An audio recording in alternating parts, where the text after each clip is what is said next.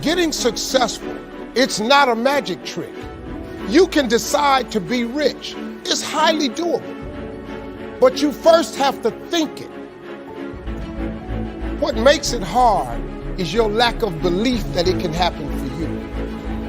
The fact of it is, though, it's very doable.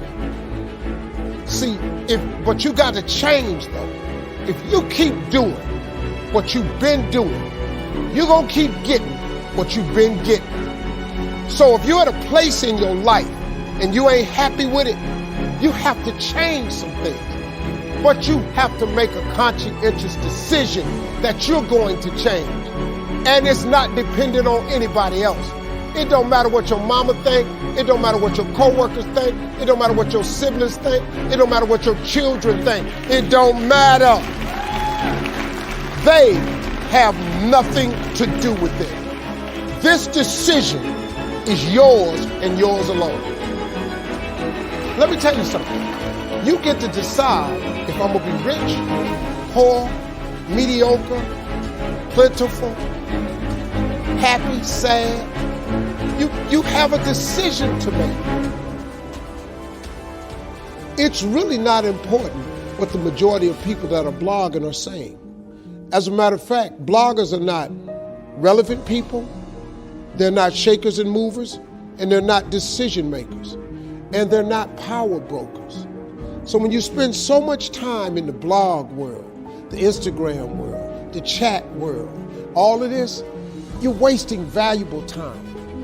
If I was young and I had what you have, and you're the brightest group of young people that have come along in a long time, man. Millennials are absolutely brilliant because you all have technology. I had no technology growing up, nothing. You couldn't download a book. You had to go to the library, go to the card catalog, pull it open, find the book, find the number, go get on the elevator, go to the row, find the number book, get the book, and hope somebody ain't told a page out that you want to read. That's what it used to be. When my mom and them finally got the money together to help us educate ourselves, they bought an encyclopedia set, Britannica, Funkin' Wagon, and everything you wanted to know was in that encyclopedia, and that's all you could know. If you want to look up something about elephant, and they had 2 pages on elephants, that was what your knew about an elephant. Y'all got Google. You can Google anything. You all have stuff at your fingertips that can make you great. But if you could combine your technology with your parents and your grandparents' work ethic, your could be rich. You could be rich, man. But you cannot erase the work ethic part. There is no getting around. Ain't no elevator to the top. You got to take the stairs. The elevator don't go to the top, man. Not in the world of success. You got to take the stairs. Y'all got to start getting gritty, man. I hate it when I see young people wasting their time, wasting all this technology got, just bull, just sitting around in this world that's been created for you that everything is instant. I was arguing with my son the other day. We're having a debate.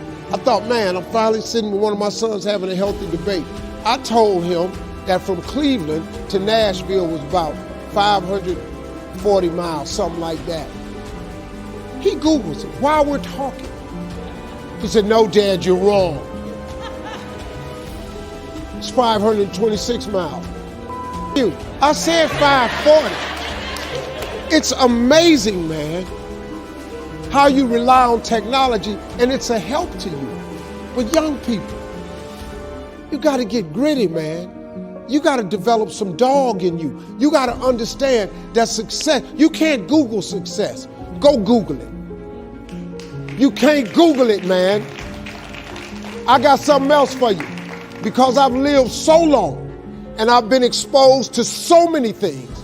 I've seen stuff hopefully you'll never see. And I've seen some things I hope one day you do see. But go Google exposure. It ain't gonna take you nowhere. I've been around the world, man, because I've traveled it. but I traveled it because I made myself uncomfortable. I have a life of convenience now. But in order to get the life of convenience, you got to have a very uncomfortable life. You got to get comfortable being uncomfortable. Stop trying to do everything the short way. Stop trying to figure out the easy way, because the ain't gonna happen. I got news for you, man. It's not happening, young people. You got to get messed up sometime. You got to get dirty. You got to get your feelings hurt. You got to get disappointed. You got to get told no. You're going to ask somebody for some money. He going to tell you no. But at least then, when I see somebody trying and I tell them no, I try to at least give them something else. See, I'm not going to hand you a fish sandwich. I'll teach you how to fish. But I'm not giving you a fish sandwich. You can forget that. Once you get this, y'all, you can change everything. Do you understand? Negativity, you can protect yourself from negativity. And that's what stops most people, negative thoughts. You can coat your mind from negativity. It's a real simple exercise to do. I do it every morning before I walk out the door. So I walk out as a positive person. You know, I get tired sometimes. That's different from being negative, because I get mentally drained from my job at times. But to coat your mind from negativity, the way you can put a coating around your mind is with one simple thing: gratitude. Gratitude erases negativity. I'm gonna show you how this works. If you wake up in the morning and you start having negative thoughts, man, this ain't my day. I woke up on the wrong side of the bed. I'm tripping, I just don't feel myself. Every time you feel, in the middle of the day, if you feel yourself doing that, stop, just stop for a second. And start going over in your mind everything you have to be grateful for. Not everything you want, everything you already have. Because what you have is substantial. You just haven't gone over the list and taken inventory in a long time. But the fact that you can walk, that's a blessing. The fact that you woke up, that's another blessing. The fact that you can see, think, reason, that's another blessing. The fact that you can go somewhere and get yourself something to eat, that's another blessing. The fact that you can go and turn the key and call someplace home, that's another blessing. The ability to dream is a blessing. The fact that you have an opportunity to get it right is another blessing. And I'm just talking to you, I don't even know you. I could give you 50 things you ought to be grateful for right now. I don't even know you.